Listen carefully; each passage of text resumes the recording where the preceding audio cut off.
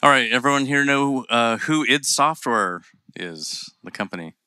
If you know id Software, I know id Software. I'm co-founder of id Software, and I'm going to take you on a journey back to the beginning of id Software. Are you ready to be entertained?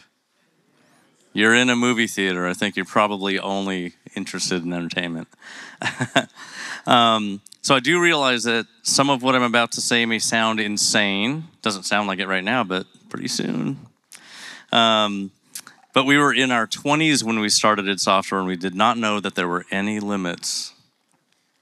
So I grew up in a wonderful small town in Northern California named Rockland. Only had a population of 6,000. In the 1970s, I was massively addicted to spending loads of time in dark arcades and playing all the games there and getting really good at playing them. In 1979, before anyone had a computer at home, including me, I went to the local college when I was 11 years old. And I started learning BASIC from the college students. I just walked up to them and I asked them what the words in their listings meant on their screen. And I wrote them all down, and I experimented with them on the mainframe that was there. So to keep me at home, my parents got an Apple II Plus. I was done going outside. I spent all my time programming games on that computer. A few years and 20 Apple II games later, and I finally learned 6502 assembly language, the language all fast arcade games were written in. Then I could really make 80s games like these. Well, not quite arcade games, but home computer games, which were on the Apple II. And let's just say the Apple II is my personal home arcade, as well as 1 million other Apple owners. When I was a sophomore in high school, I did some programming for the Air Force when I was 15 years old. We lived in England then, and my stepfather worked for the Air Force.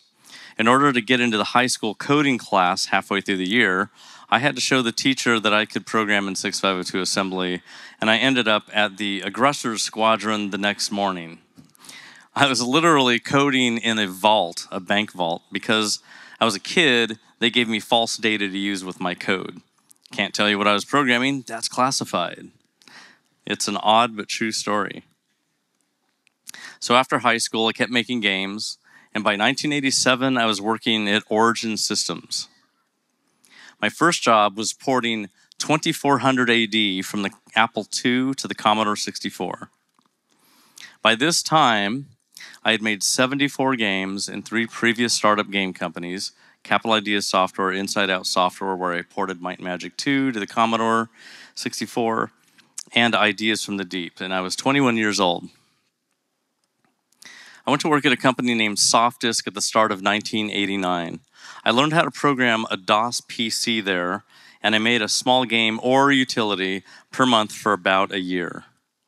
Then I created a subscription game product called Gamer's Edge at SoftDisk, and I had to hire a team of game developers.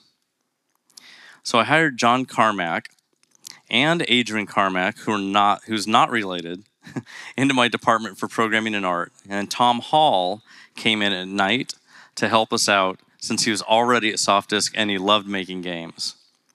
Now, this was the first time that any of us had worked with another person on a game after we had been making them alone for 10 years each. So it was incredible. While creating our first game together, Slordax, nice 80s name there, John Carmack discovered the smooth scrolling trick on the PC. Tom Hall and John stayed up until 5 a.m. making a demo called Dangerous Dave in copyright infringement. The next day, I saw the disc on my desk. I ran the demo, and I watched the screen scroll smoothly, pixel by pixel. It was a massive eureka moment for me. It was like a bolt of lightning. I'll elaborate on why in a moment. id Software was born that instant on September 20th of 1990. One thing led to another, and we spent a week putting together a demo of Super Mario 3 for Nintendo, which they liked, but they decided not to publish because they decided to only publish their games on their NES platform, which was a smart move. That's no problem. We just use the technology for a different game, the Commander Keen trilogy. So why would a side-scroller be a huge hit on PCs in 1990? Well, because no games on the PC could scroll smoothly, horizontally per pixel. The PC had been out since August of 1981, but in 9 years, no one had figured out how to make the screen scroll smoothly per pixel until the Dangerous Dave and copyright infringement demo, which led to Commander Keen. So the Commander Keen trilogy provided the start of the company, and we made these 3 games in 3 months, from December 20th to December 14th of 1990. It was a massive hit for us, and it was so popular that people cosplayed as Keen for years at events, and they still do. This game also pioneered the creation of game engines. We designed the game as an engine that operated on different data for different games. It was the only way that we could get this trilogy done so quickly. In fact, in 1991, when we were working on Keen 4, we started licensing the engine for the first time, and it was the beginning of the modern engine licensing business, which now sees Unity and Unreal in it. Development on our games went very smoothly and quickly because we stuck to some core principles that are important even today. Through this talk, I'll highlight some of our core principles. I'd like to highlight something else right now, namely this photo. Has anyone seen this before? I'd be surprised. Maybe you haven't too. It's a picture of us at our lake house in Shreveport, Louisiana. The funny thing is that people have asked me for years what was in this picture, so I analyzed it, and here's what you see. This is John and me in early September of 1990. We're working on the Super Mario 3 demo that we planned on sending to Nintendo. We both worked on the huge D&D table that John had. We used to play Dungeons & Dragons on the weekend, and those sessions led to ideas for future games like Doom and Quake. Tom Hall took this photo. The computers were brought home from work on the weekends, so this photo was taken on a Saturday or a Sunday. On top of the monitor is one of those old Intel reflective astronaut plushies that marketing was pushing back then. To my left is my notepad, which was a task list of bugs to fix. And this is our high-level task list of what had to get done to finish the demo, the whiteboard. This is Tom Hall's area where he was doing all the graphics for the demo. He recorded gameplay on a VCR, and he played it back, pausing the action so he could duplicate the tiles exactly in Deluxe Paint 2, the Photoshop of the 80s. The TV set had a 13-channel selector on it, and it was connected by an RF modulator, very old school. So id Software was formally founded on February 1st of 1991, and we made 12 games that year. Shadow Knights, Dangerous Dave in the Haunted Mansion, Rescue Rover, etc. We actually took 2 months to create each game, but we made 2 games simultaneously. This was due to having 10 years of intense game development experience prior, but it's also due to our first principle, which was no prototypes, just make the game. Polish as you go. Don't depend on polish happening later. Always maintain constantly shippable code. So this is how we made so many games so quickly. We had the entire game design in our heads. We just needed to quantify what needed to be created, and we went on working on it until the game was finished. There were no prototypes for our games. We just made them. Remember, we did have a small team of 4 people, and we could do this. Large teams require far more planning. Don't feel bad.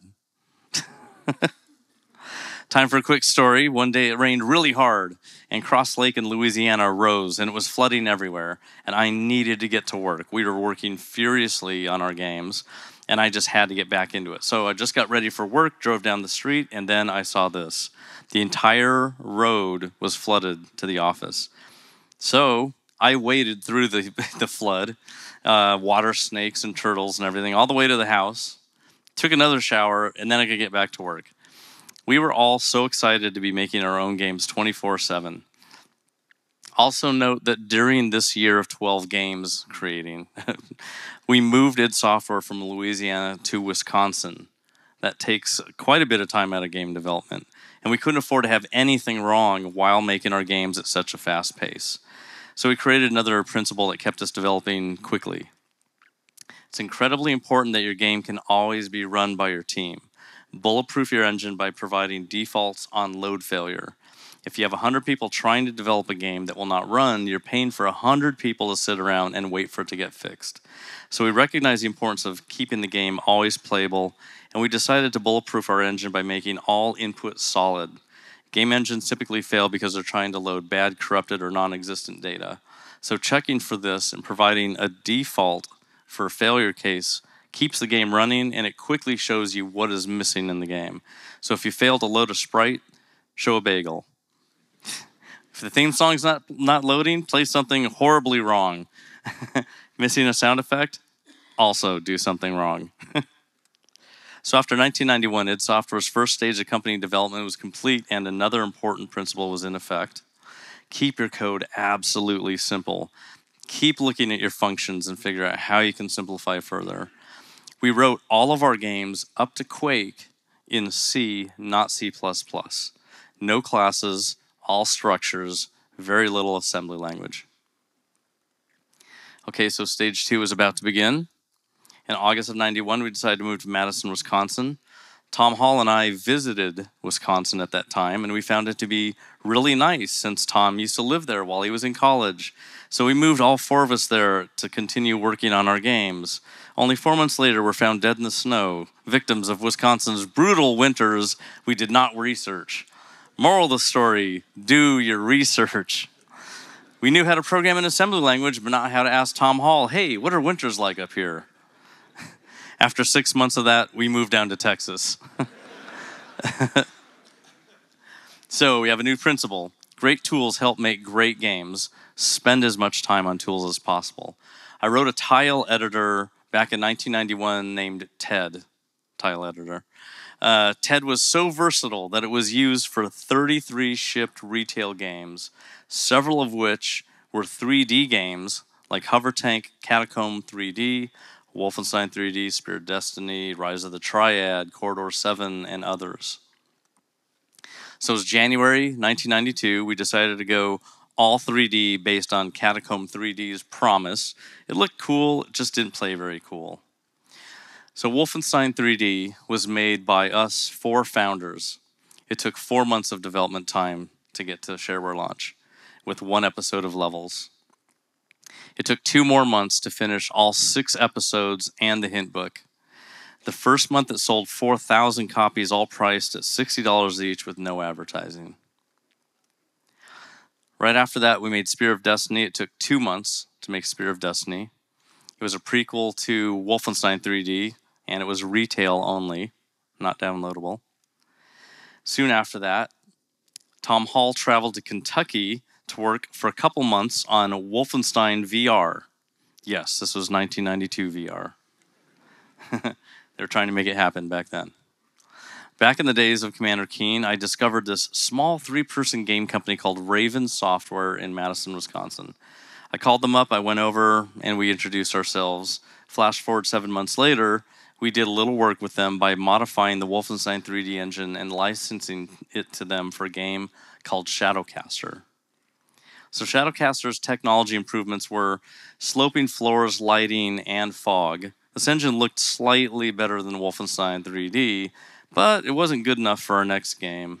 So John Carmack spent some months thinking about how more advanced the new engine should be for the game that we decided to call Doom.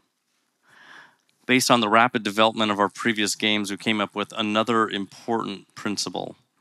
We are our best testing team, and we should never allow anyone else to experience bugs or see the game crash.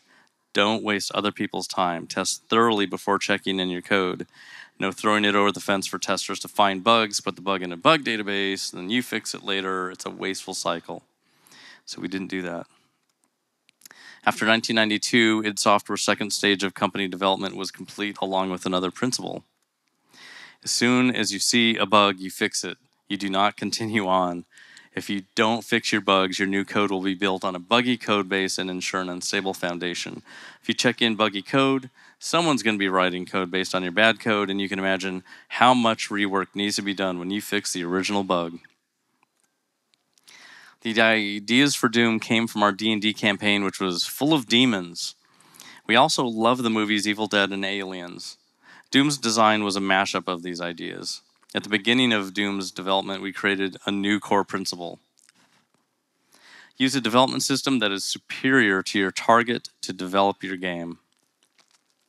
So before Doom, we were making games for DOS while developing on DOS computers. So this is what it looked like. The Borland C 1.31 IDE on our main 14-inch monitor. When debugging, we had a secondary 12-inch Amber monitor where we used Turbo Debugger. Not that these tools were bad at all, but we knew that we could do better if we used more powerful computers and a more advanced operating system to develop our games. So we developed Doom on Next Step workstations. They were light years ahead of DOS. Next Step eventually turned into OS X. This also meant that one of our core principles was upheld. Great tools help make great games. We could make far better tools on Next Step. DoomEd and QuakeEd were two of the most important tools that we had.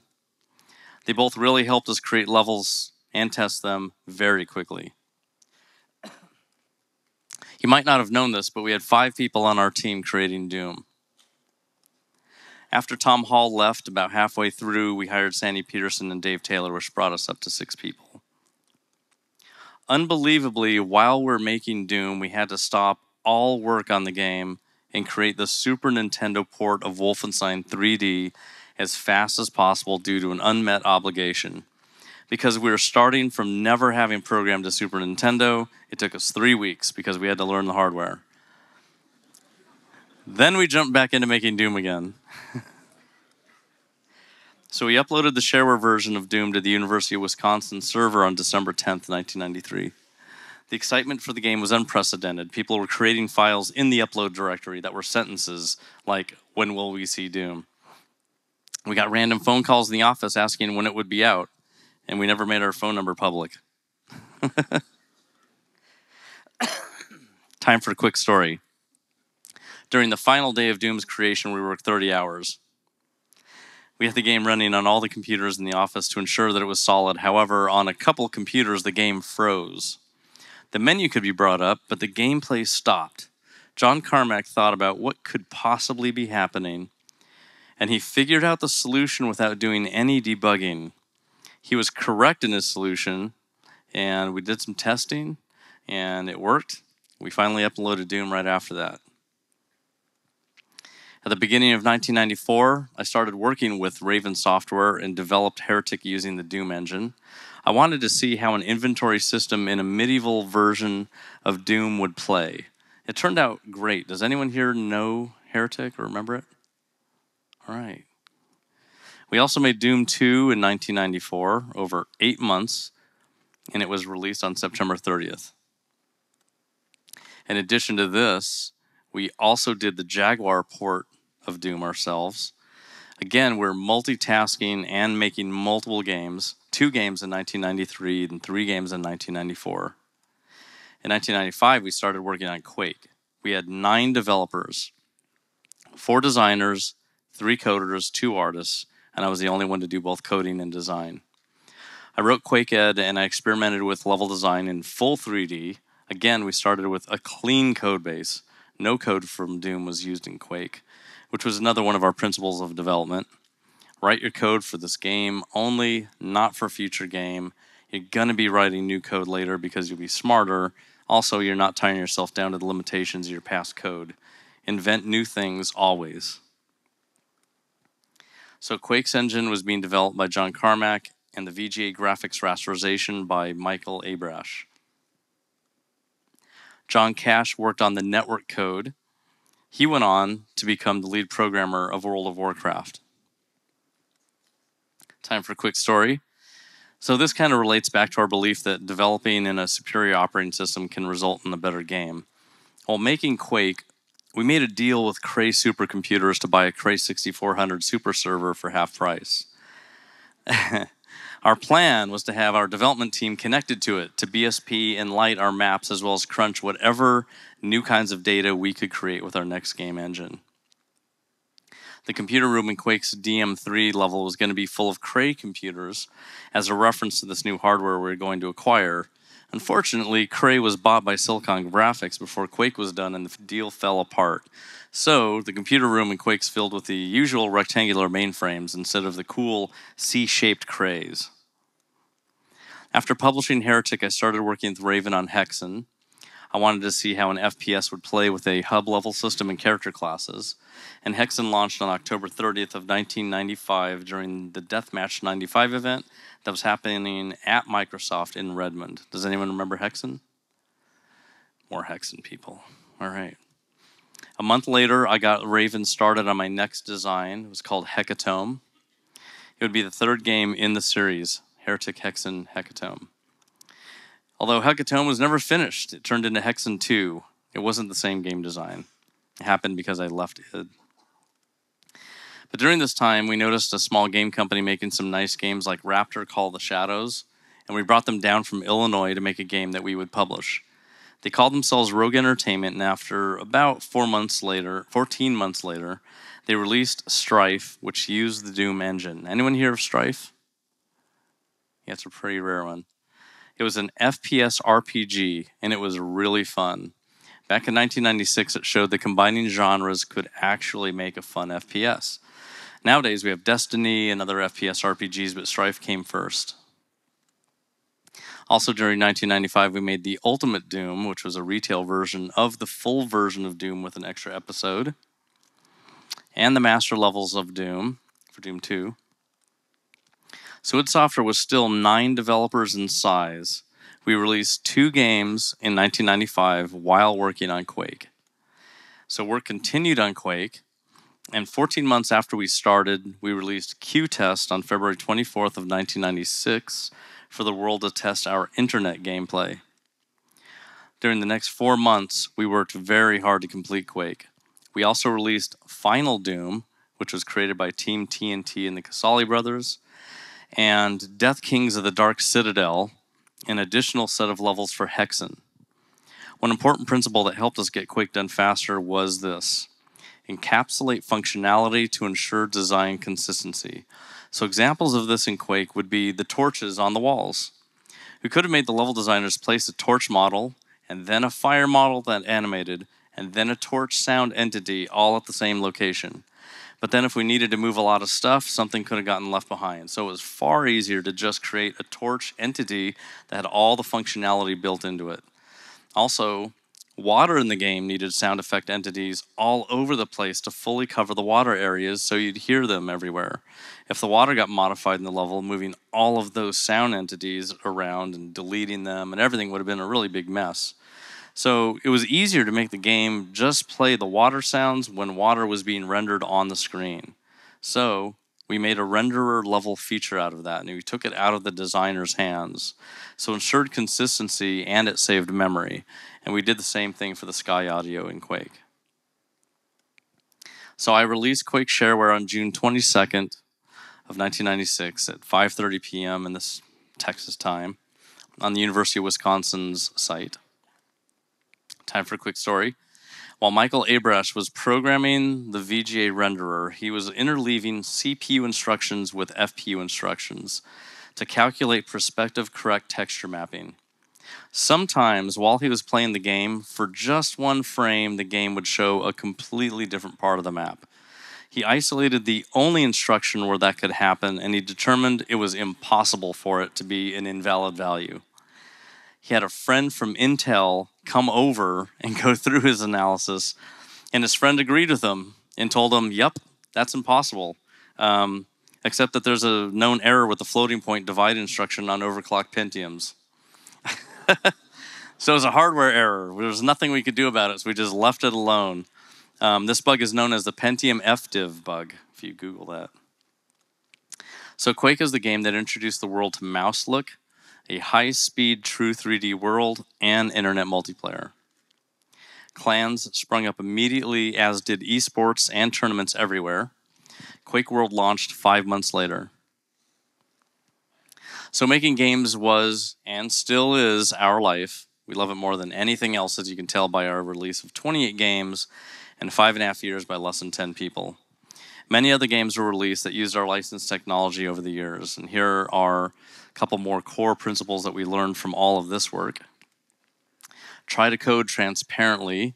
Tell your lead and peers exactly how you're going to solve your current task and get feedback and advice. Do not treat game programming like each coder is a black box. The project could go off the rails and cause delays. And programming is a creative art form based in logic. Every programmer is different and will code differently. Don't waste time focusing on a rigid coding style. It's the output that matters. Thank you very much, and I'm ready for Q&A.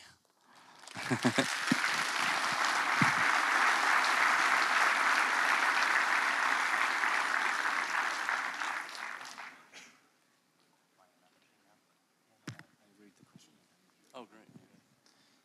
Okay, so even before the talk, we already had like 10 questions without John even saying anything. So, okay, we're just going to get started. What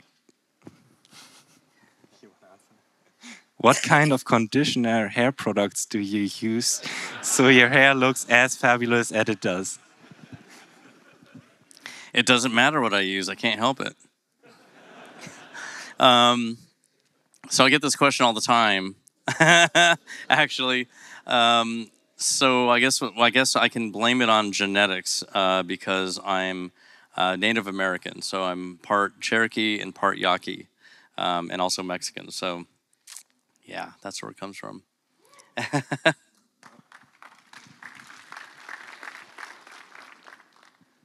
Okay, next question with 8 votes. How do you see crunch culture amongst big game companies today, not for people who own it?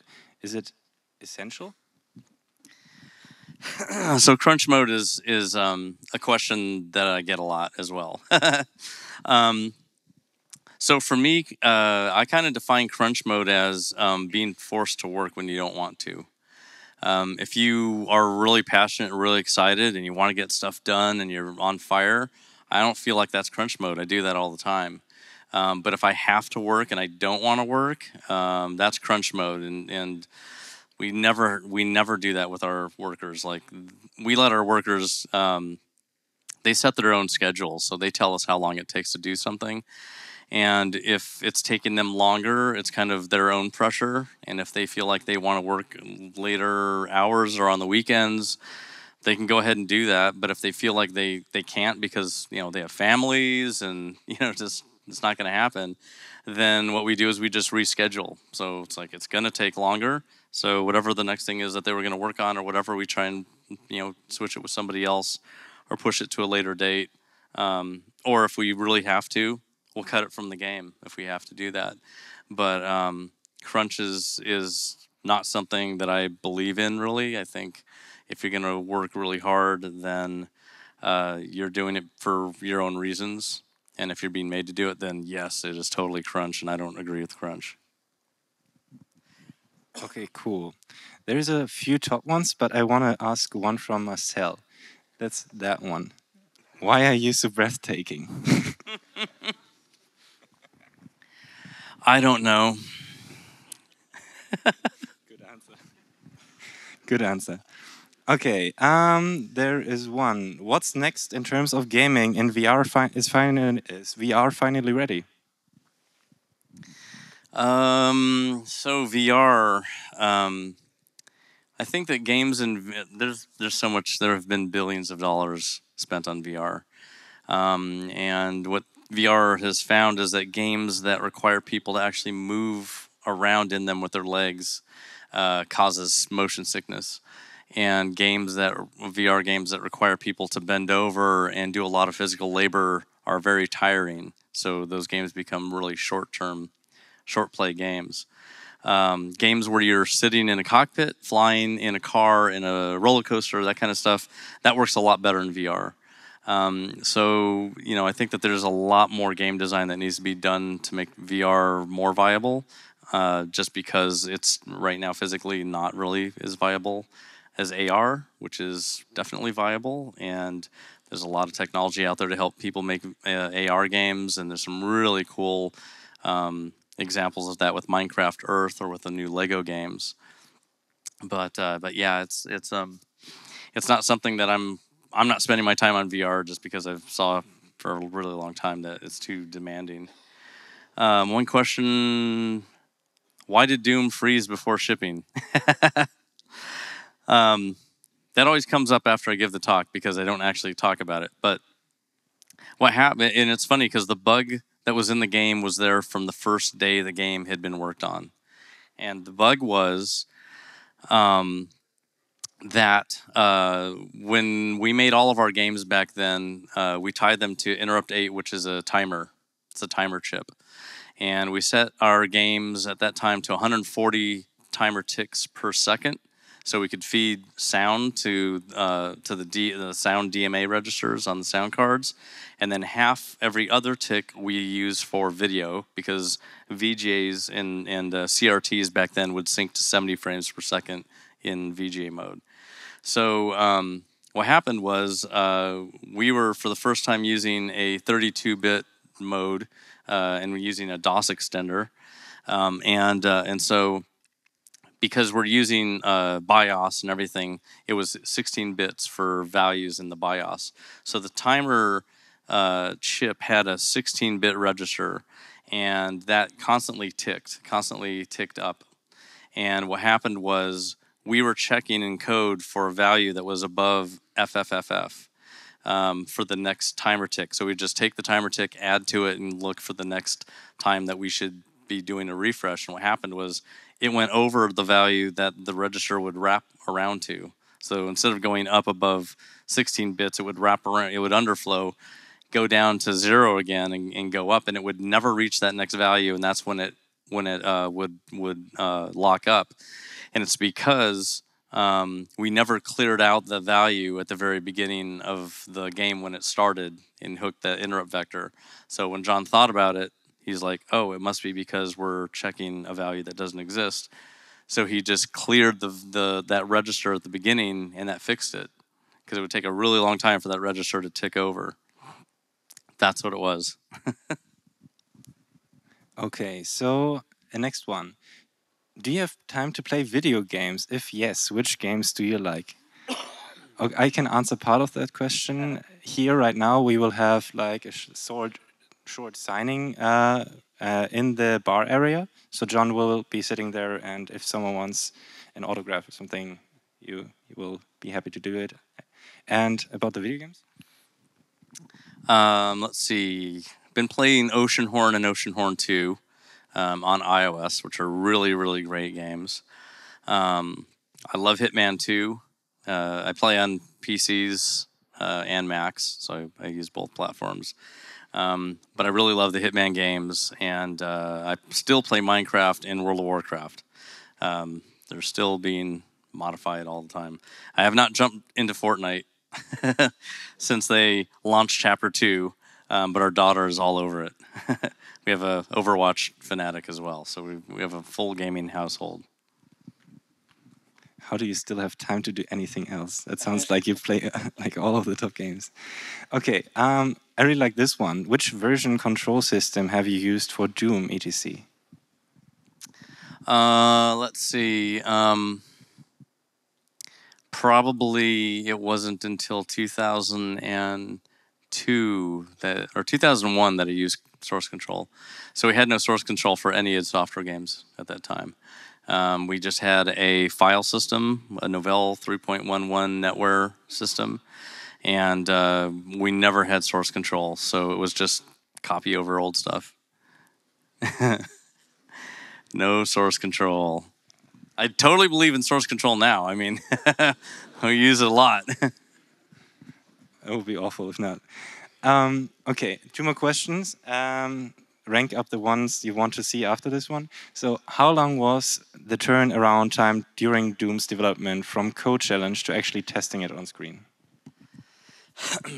Well, it could take, a minute. I mean, compiling, when we were writing Doom, we would code it on NextStep, which had a 1024 by 768 screen, so we could have our code on the screen in a debugger with a little window that was 320 by 200 running the game, and we could freeze it at any time and just debug through it so we can just watch the game in real time, just change the code and run it, and it's instantly compiled. And we would even do a cross compilation from Next Step, which was, I think, 68,000 base. The machines that we were using were 68K chips, but Next Step could compile to any architecture.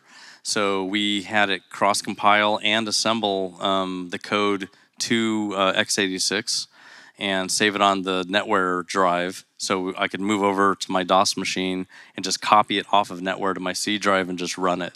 So it was actually compiled on Next Step until we needed to have a real optimization pass. Then we used Wacom C locally on a PC to do all the optimization flags. But other than that, that was only for like releases. Before that point, we just did a compile on Next Step. And today they are selling us that as a feature in Flutter and so on. Nice. Okay, so last one. Some of your principles are different, even contrary from how enterprises work today. How do you feel about the current process? Well, there's lots of ways to develop stuff. Obviously, Agile has been adopted all over the place. We use elements of Agile while we make games as well. You know, we have milestones and lots of planning, lots of documentation. And our team's only like 25 people. So yeah, you have to, especially when you're communicating with another entity, you have to be extremely thorough in your explanation of what you're doing and how you're doing it. And then we do that before we even start a milestone. And then we have lots of meetings during the milestone, and then at the end of the milestone is another doc that says what we were able to do based off the initial document. So yeah, so it's very thorough now, obviously, and even our publisher has access to all of our ticketing system. They have access to all of our source code if they want to download the source code at any second. We use Perforce. They can download it and compile it anytime they like to. They get nightly builds pushed constantly, basically. So yeah, it's very transparent and very planned. Cool. Thank you, John. Thank you all for attending here. And I think we will make our way up to the bar in like 10 minutes, maybe. So yeah, if you want to join John there for a signing or something, you can come up there, and I see all of you hopefully in the next talk. Thanks.